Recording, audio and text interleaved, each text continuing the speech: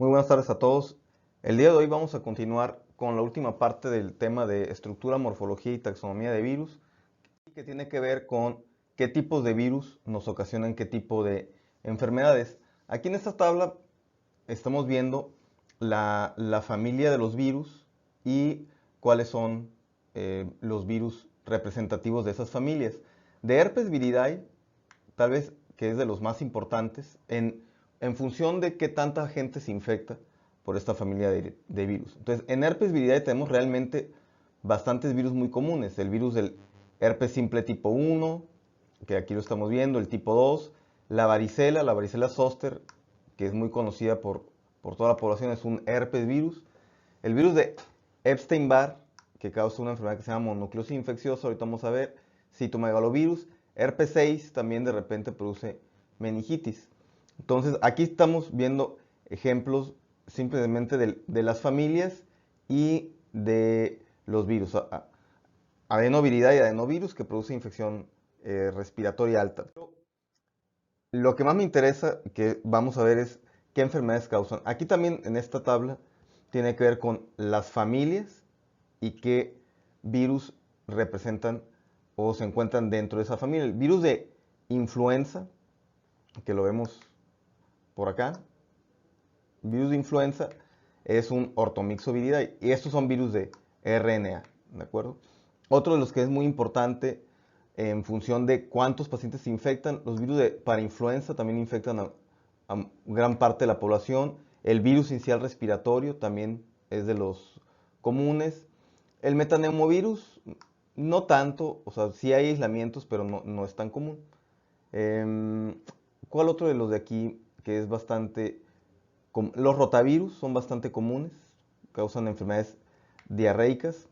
El virus Norwalk, que es el principal virus causante de diarreas, sobre todo en pacientes pediátricos. Y desde luego los rinovirus, que con todos sus serotipos que tienen, son muchos serotipos, nos causan un resfriado común. Pero vamos a ir viendo ya con más detalle qué sitios están afectados por los distintos virus. Y aquí sí nos vamos a parar un poquito. Si estamos viendo acá, vemos la enfermedad, ¿no? Por ejemplo, aquí encefalitis. Y todos estos virus que están aquí me pueden producir encefalitis. Voy a puntualizar los más comunes de cada área, que son lo que me interesa. Todos nos pueden dar, como aquí viene en la tabla, encefalitis, pero de estos que nos dan encefalitis, el virus herpes simple tipo 1 es de los más importantes que de momento me gustaría que recuerden. Los picornavirus, sobre todo enterovirus. Aquí adentro de los picornavirus hay unos que se llaman enterovirus. Entonces también estos más o menos de manera frecuente nos pueden producir encefalitis. Meningitis, y aquí se repite sobre todo el virus del herpes, pero aquí viene el virus del herpes tipo 2. Herpes 2 puede producir encefalitis y herpes 1 también puede producir meningitis. Aquí lo ponen por su mayor frecuencia, ¿de acuerdo? En uno o en el otro. Los enterovirus que están, perdón, los enterovirus que están en Picorna viridae también son una causa relativamente frecuente, sobre todo en encefalitis más que en meningitis, ¿de acuerdo? Estos que dicen otros, por ejemplo los priones, son raros y el HIV, o sea, son muy raros, ahorita no me interesa que los recuerden de momento. Entonces, en encefalitis, lo que hay que recordar, en el caso encefalitis, meningitis viral, los herpes, el tipo 1, herpes tipo 2 y los picornavirus. Dentro de los picornavirus están los enterovirus, ¿de acuerdo? En el caso de la cavidad oral, que la tenemos por acá, déjenme ponerla aquí. En el caso de la cavidad oral, de los más comunes, tenemos eh, la herpangina. Esta herpangina y la enfermedad de mano-pie-boca es causada por Coxsackie, ¿de acuerdo? Entonces, esta sí hay que recordarle. Coxsackie virus nos puede producir herpangina, que es el nombre nosológico de la enfermedad, es una faringitis, o la enfermedad mano-pie-boca. Ya en otro momento hablaremos de qué significa la enfermedad de la mano, pie, boca. Ahorita lo que importa es que recuerden la asociación de Coxsackie virus con estas dos enfermedades. El virus del herpes simple, tanto el 1 como el 2, que es este de aquí, más puede producir una estomatitis o una faringitis. Sin embargo, generalmente ya es en pacientes con algún tipo de inmunocompromiso o con un herpes labial que se extiende hacia la cavidad oral. Entonces, aquí en cavidad oral, o yo lo pondría orofaringia, que es Coxsackie es el que quiero que recuerden. Ahora sí, si nos vamos acá, piel y mucosas.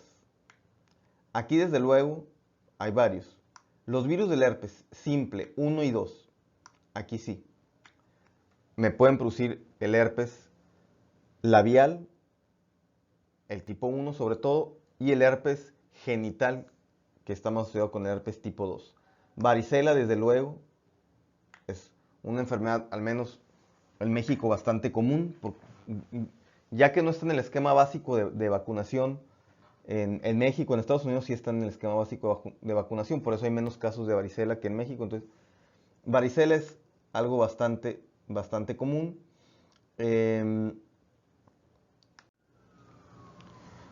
Otro muy importante, de los más importantes y que está retomando fuerza, es el sarampión. ¿De acuerdo? El sarampión, que afecta a piel y mucosas, eh, sobre todo, insisto, en los últimos, ¿qué será?, 2, 3 años, ha habido brotes nuevamente de sarampión en países donde no están vacunando a los niños. En México no ha habido tantos casos de sarampión porque la vacunación persiste, es muy raro que no se vacunen, pero es posible que lleguen a haber nuevamente pacientes con sarampión, sobre todo en pacientes no vacunados. Siempre cuando sospechen que el paciente pueda tener sarampión hay que preguntar si tuvo el esquema de vacunación. Los virus del papiloma, que hay muchos serotipos, pero los virus del papiloma también afectan básicamente a la piel y a las mucosas. Obviamente los virus del papiloma que son más conocidos son los que infectan en el cérvix, que eventualmente pueden producir y llegar hasta un cáncer cervicuterino. Esos son los más conocidos, el más famosos. Hay muchos serotipos de virus de papiloma, no todos causan la infección en el cuello de la matriz, en el cérvix. Muchos de los virus de papiloma causan verrugas, lesiones verrugosas en la piel, que en general eso es algo también bastante común. Por eso de aquí quiero que recuerden estos casos. Ecovirus, Coxsackie, los pox virus, que ahí está el molusco contagioso, son comunes, pero en este momento en particular quiero que recuerden más esos que mencioné. Herpes simple, varicela zoster, sarampión, por la implicación que puede tener el hecho de ver casos nuevos en pacientes no vacunados. El sarampión puede tener complicaciones, por eso es relevante atenderlo de manera adecuada. Los virus del papiloma, también hay que recordarlos, que afectan piel y membranas. Obviamente, si ya nos pasamos a hígado, pues son los virus de la hepatitis. De ahí su nombre, ¿no? Desde luego. ¿Ok? Los virus de la hepatitis A es la que es más común que me cause la hepatitis aguda. Y la hepatitis A tiene que ver con ingerir agua contaminada con el virus. Agua o alimentos, pero lo más común es el agua contaminada con heces, sobre todo de humano, ¿no? por agua no potabilizada de manera adecuada. Okay. Entonces es la causa más común de hepatitis aguda, pero no hay que olvidar la hepatitis B, la hepatitis C, son hepatitis crónicas que nos pueden llevar a una cirrosis en el largo plazo, o en algunos casos, si no se va a cirrosis, se puede ir a un hepatocarcinoma. Entonces es bastante relevante recordar. Entonces, hígado, los virus de la hepatitis A, B, C, que son los más comunes. no son los únicos. Ahí lo están viendo que hay D, hay E, hay G. De momento, la hepatitis A, B y C son los que hay que recordar por la cantidad de pacientes afectados. Y en el caso de la hepatitis A es, a final de cuentas, es un problema gastrointestinal, es una gastroenteritis que me afecta al hígado, a diferencia de las gastroenteritis clásicas que generalmente no afectan el hígado. Ese es el más común y se ingiere o se adquiere vía oral.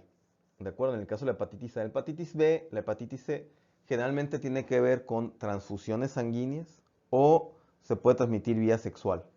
¿De acuerdo? Que es una gran diferencia de la hepatitis A, eso sí hay que recordarlo. Citomegalovirus y virus Epstein-Barr, en el caso de hepatitis sí me la pueden producir, pero no es tan común. Generalmente viene en el síndrome de mononucleosis infecciosa.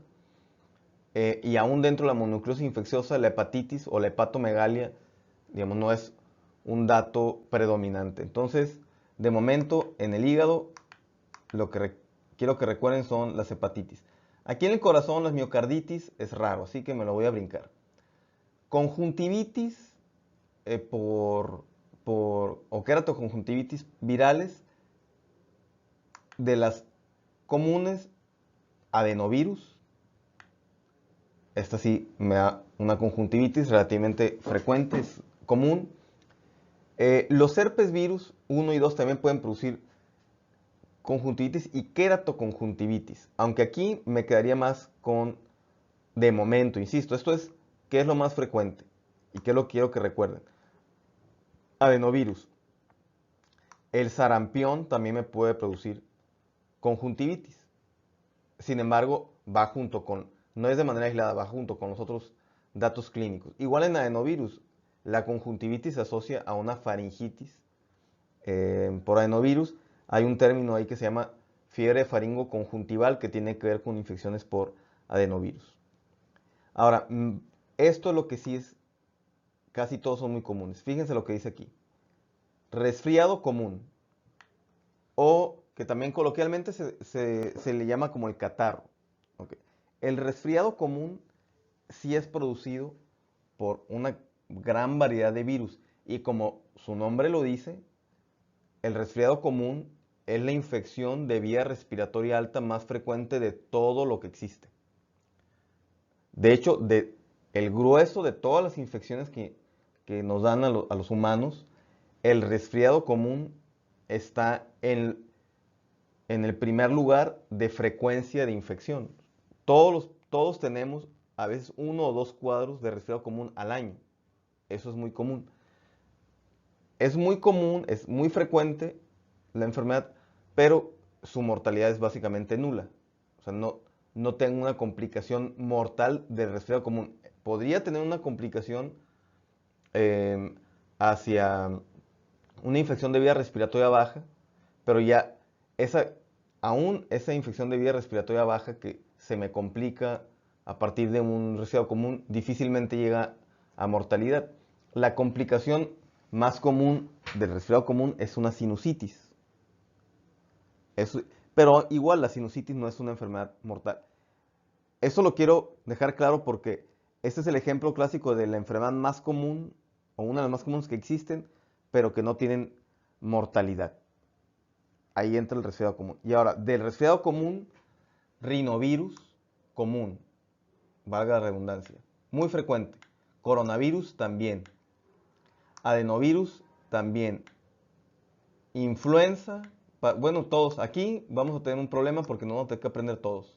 O sea, todos me pueden causar resfriado común.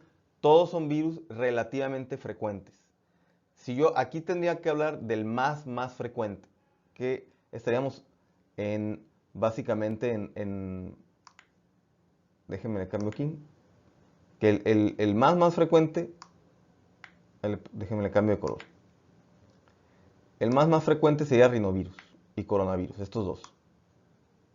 ¿De acuerdo?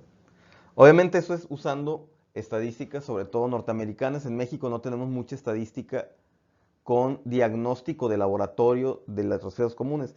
¿Por qué casi no tenemos? Porque es difícil que alguien pida un PCR de resfriado común a menos que esté haciendo un estudio epidemiológico. hacer el diagnóstico etiológico, el costo-beneficio es más costo que el beneficio,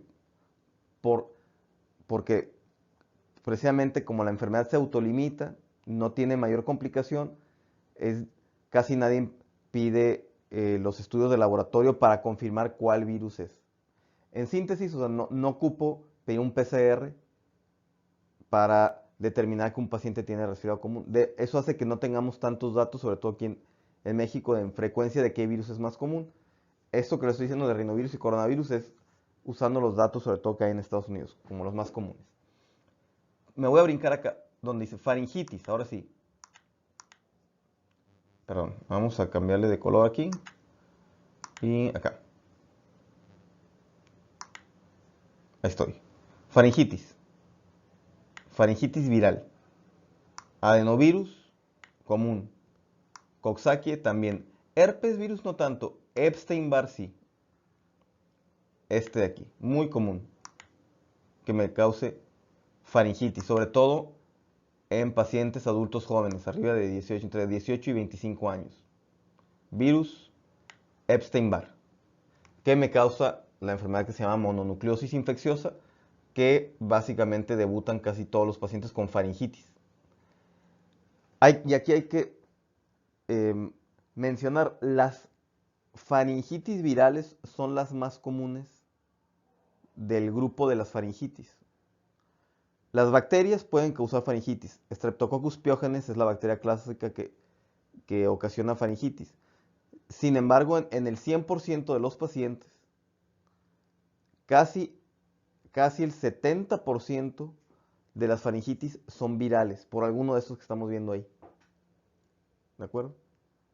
Entonces, y si mezclamos resfriado común con faringitis, que hay algunas diferencias clínicas, no es exactamente lo mismo, pero podríamos decir que la infección de la vía respiratoria alta es eminentemente viral. Prácticamente 75%, 80% de los casos de la infección de vía respiratoria alta tiene que ver con infecciones virales. Ahora, vámonos aquí a la vía respiratoria baja. Ahora continuamos con vía respiratoria baja. Y aquí también el más relevante, desde luego, es virus de influenza, pero por mucho. Más relevante por la frecuencia, por la gravedad potencial que tengo de la infección por el virus de influenza. Todos los que vemos aquí, o sea, nos dan infección. Sin embargo, influenza virus es el más relevante de la vía respiratoria baja, pero por mucho. ¿De acuerdo? Virus para influenza, virus sincitial respiratorio, adenovirus, también nos pueden causar una infección de vía respiratoria baja. Sobre todo en el caso del virus sincitial respiratorio, una bronquiolitis en los niños menores de 2 años, que es una infección muy común. El virus para influenza nos puede producir algo que se llama laringotraqueobronquitis, que también es una enfermedad muy común en los niños, en los lactantes, en los preescolares. Es muy común la laringotraqueobronquitis y la bronquiolitis. De todo esto, insisto, el virus de influenza es el más común. Virus de influenza me puede producir una neumonía de manera directa o me puede producir puede ser una complicación de un resfriado común o una faringitis por influenza mal atendida que eventualmente se va a la vía respiratoria baja. Tiene varias formas de presentación en el caso del virus de influenza. Ahorita no vamos a detener tanto en los datos clínicos, sino, insisto, en correlacionar qué microorganismo es importante para qué sitio anatómico. Entonces, influenza hay que asociarlo con vía respiratoria baja, puede ser bronquitis, neumonía sobre todo, que es el caso grave. Para influenza también es relativamente común, pero sobre todo también puede dar neumonía, pero hay que asociarlo por ahí con algo que se llama laringotraqueobronquitis, y en el caso de virus sincicial respiratorio también hay una asociación muy directa, porque es muy frecuentemente ahí identificado con la bronquiolitis. Vamos a seguir repitiendo esto, no es en las tablas que siguen vamos a seguir viéndolos. Pero me voy a ir un poquito más rápido para no tardar tanto. Vámonos, déjenme marcarlo aquí. Entérico, bueno, intestino. Básicamente gastroenteritis. Y si nos vamos a las gastroenteritis, vamos con los más comunes, que es rotavirus y los norovirus, que por aquí anda el virus que se llama virus Norwalk, ¿de acuerdo? Que sería el que hay que recordar. Entonces, gastroenteritis, las más comunes va a ser virus Norwalk y rotavirus en lo viral, ¿ok? Urogenital o tracto genital, cuando tengo lesiones en los genitales es el virus del herpes simple, sobre todo el virus del herpes simple tipo 2, que me causa unas ulceraciones en el área genital, que eso es conocido también muy clásicamente en la población. El herpes genital, es muy común escuchar ese término, aunque no estemos en el área de la salud, por la frecuencia, porque me produce úlceras que producen dolor, prurito, entonces, y están en la zona genital. Esas úlceras producen pues bastante molestia, entonces es algo bastante común. Los virus del papiloma también me pueden producir más que nada verrugas en el área genital, ¿de acuerdo? Entonces aquí en genital me voy a quedar con virus de herpes 2 en el herpes genital, y ya en segundo lugar las verrugas por papiloma, ¿ok? Y aquí donde dice sistema linfático o linfoide, básicamente es la mononucleosis. Esta mononucleosis infecciosa es primordialmente, su agente etiológico principal es el virus Epstein-Barr, que es un virus del herpes, y en segunda instancia el citomegalovirus, que también es un herpes virus. ¿Okay? La mononucleosis me afecta a la vía linfática, sobre todo en los ganglios linfáticos. Tengo una afección, por eso lo ponen ahí en sistema linfoide. Pero clínicamente tengo un problema de que el paciente tiene faringitis, tiene adenopatías, sobre todo cervicales. El paciente puede tener hepatoesplenomegalia, aunque eso es, como lo mencionas, un poco menos frecuente, y obviamente el malestar general, la astenia, la dinamia, ¿de acuerdo? Pero la mononucleosis, clínicamente lo que vemos es una faringoamigdalitis con linfadenopatías cervicales, que hay que hacer ahí el diagnóstico diferencial con la faringitis bacteriana aguda, que se tiende a confundir, ¿de acuerdo? Entonces, aquí mononucleosis es muy común, esto es muy común, por eso hay que recordar mononucleosis infecciosa, ¿de acuerdo? Y aquí básicamente es algo de lo que ya hemos estado hablando, nomás que en los cuadros, aquí podemos ver lo que le decía, este que dice Krupp, aquí, perdón, este de aquí es la laringotraqueobronquitis, ¿de acuerdo? Y aquí están los virus de parainfluenza, que son varios. Ahorita recuerdo que son virus de parainfluenza, ¿ok? Los que me producen Krupp. Todo esto, laringitis, bronquitis, todos estos virus me lo pueden producir. Aquí en el libro ponen con asterisco el más frecuente, ¿de acuerdo? Entonces, de Krupp, de laringitis, de amigdalitis, de bronquitis viral.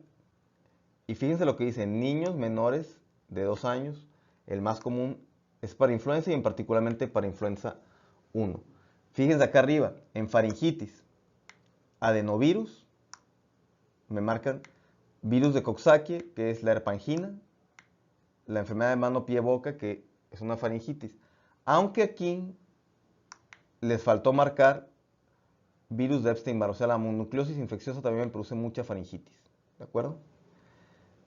Resfriado común, lo que ya hemos comentado, rinovirus y coronavirus como los dos principales, pero todos me pueden producir resfriado común. Bronquiolitis, ya lo habíamos mencionado, virus sincicial respiratorio. Para influenza también me puede producir una bronquiolitis. Neumonía, y aquí tenemos varios. Virus sincicial respiratorio, sobre todo en niños, pacientes pediátricos. Para influenza, pediátricos. Y desde luego virus de influenza, que puede ser desde los pediátricos hasta los adultos. ¿Ok? Son los que más me producen neumonía. Gastrointestinal, insisto, ya mencionamos rotavirus, virus Norwalk, ¿de acuerdo? Que en el total de las diarreas, el virus Norwalk es el más común. Y ya después, en una segunda instancia, viene el rotavirus. Si vemos acá que dice exantemas virales, o sea, es estas lesiones que hay en la piel, o más bien son infecciones virales que clínicamente me dan lesiones en la piel, ¿no? Así lo podríamos decir. Y de aquí, ahí va, la rubiola, que en México afortunadamente ya no es tan, tan común. Bueno, la rubiola es una, nomás que aquí me la pusieron, sí, aquí me lo pusieron la rubiola como el tipo de lesión, o sea, como, el rash es cómo se ve la lesión en la piel. En el caso de el virus, este es el virus del sarampión, se ven lesiones más o menos rosadas, por eso lo de rubiola. Sin embargo, en México, coloquialmente, porque esta es la nomenclatura que usan sobre todo en Estados Unidos, en México a la rubiola le decimos, a esto que le ponen aquí sarampión alemán, es a lo que nosotros normalmente le decimos rubiola, que es producida por el virus de la rubiola, ¿de acuerdo? Entonces, de aquí, de estos que dan exantemas virales, los que yo quiero que recuerden ahorita es sarampión, virus de la rubiola, los ecovirus no son tan comunes. Herpes, sobre todo varicela zoster, que es el que me da la varicela. Herpes simple, que me puede dar el herpes genital y oral, o sea, es una enfermedad exantemática. Y Coxsackie, la enfermedad de mano, pie, boca, tiene que ver con un exantema aparte de la faringitis, ¿de acuerdo? Y este es producido por Coxsackie. Y en el caso de los papiloma o del virus de papiloma, las verrugas, o también conocidas técnicamente, si lo leen en el libro en español, habla de verrugas vulgares, que son estas que ven, que estoy señalando aquí. Y el molusco contagioso, que también es más o menos común.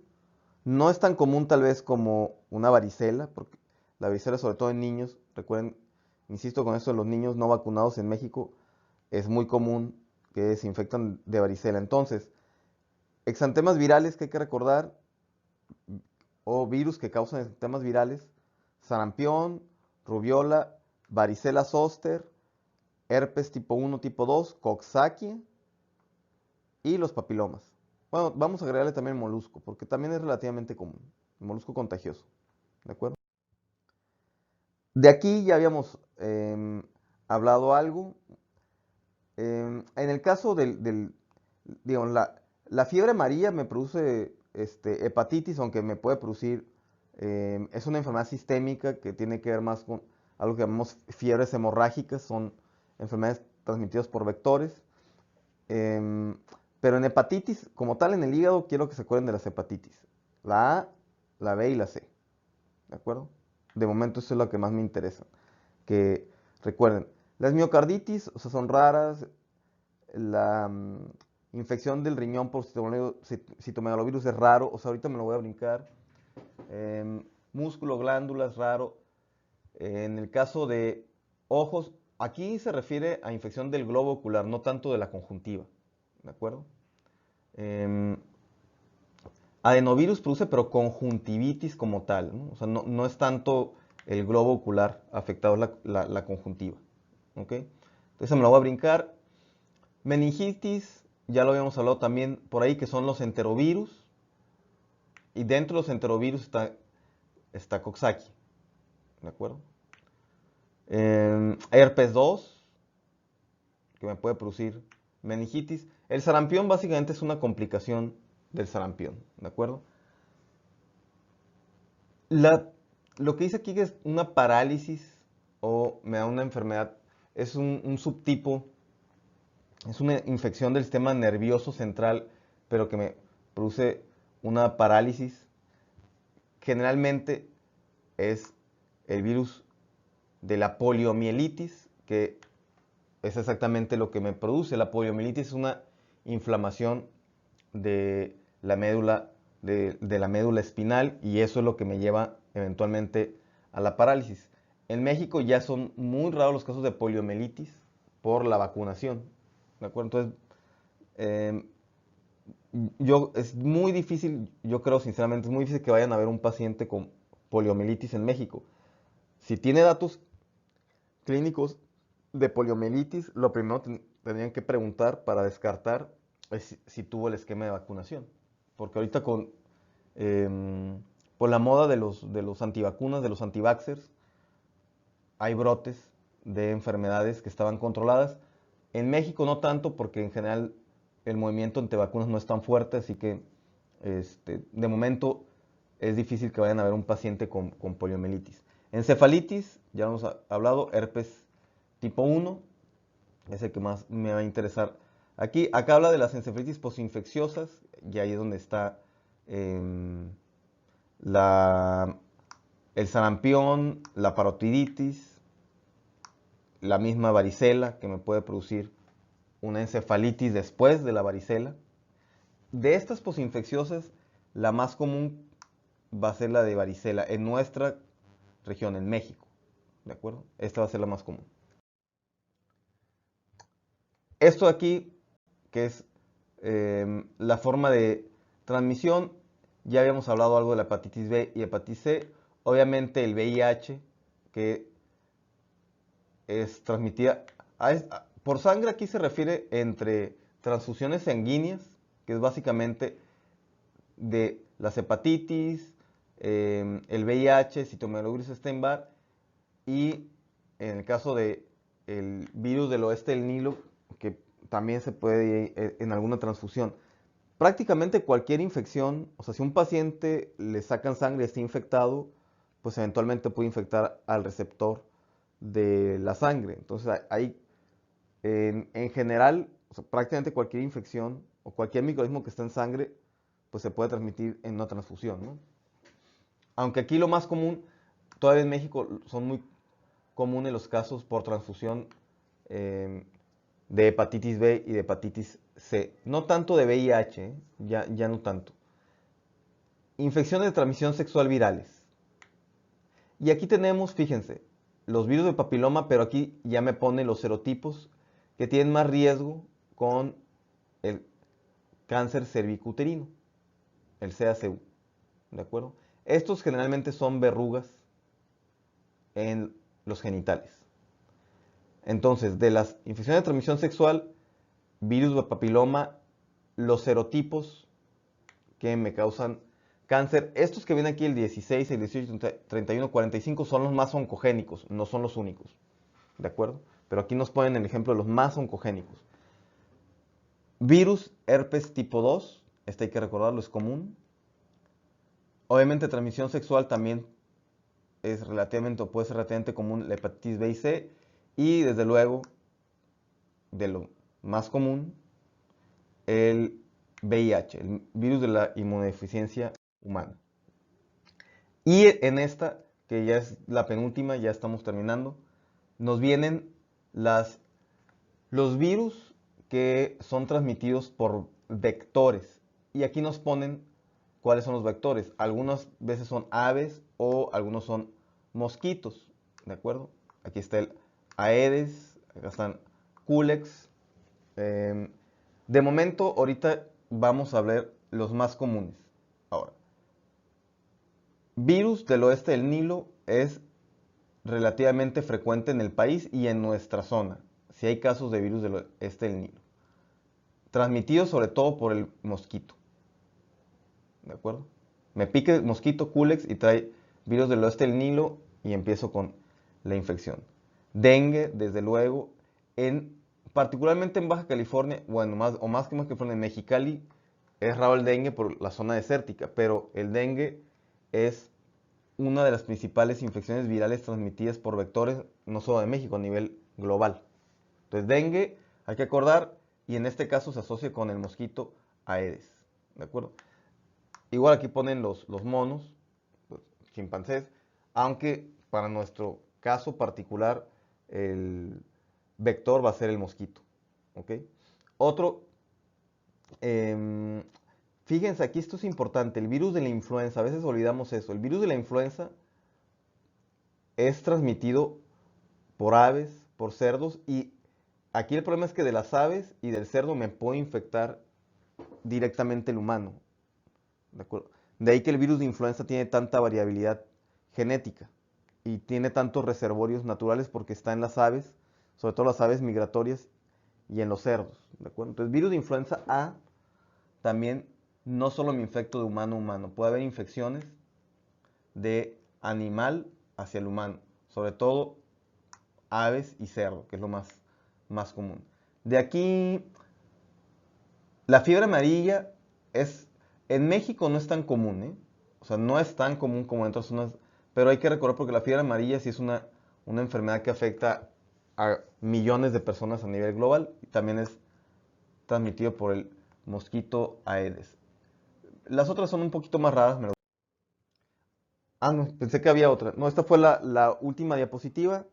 Em, en los próximos clases estaremos viendo estructura de hongos y de los parásitos. E igual vamos a estar haciendo la asociación con las enfermedades más comunes que tenemos tanto en nuestra región como en México. Hasta luego y gracias por su atención.